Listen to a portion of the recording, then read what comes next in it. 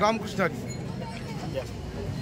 शिवसेना धर्मवीर आध्यात्मिक सेनेच्या वतीने आज धुळे जिल्ह्यातील कलावंत वारकऱ्यांच्या विविध प्रश्नांसाठी एक दिवसीय धरणे आंदोलन या ठिकाणी आम्ही आयोजित केलं होतं आणि आता मुख्य कार्यकारी अधिकारी जिल्हा परिषद धुळे यांना निवेदन देण्यासाठी जात आहोत।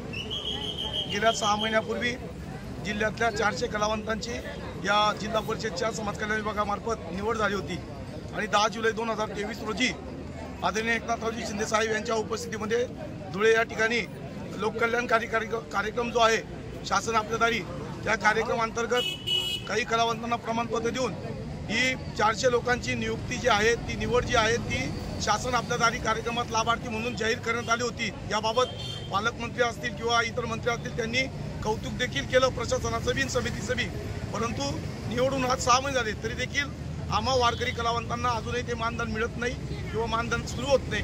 त्यासाठी आजचं हे धरणे आंदोलन आहे।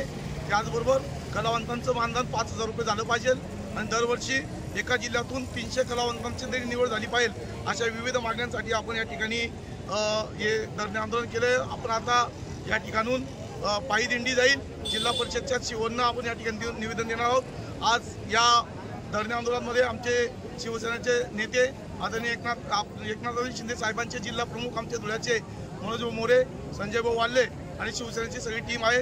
त्याचबरोबर आमच्या सगळ्या वारकऱ्यांच्या सगळे प्रतिनिधी या ठिकाणी उपस्थित आहे।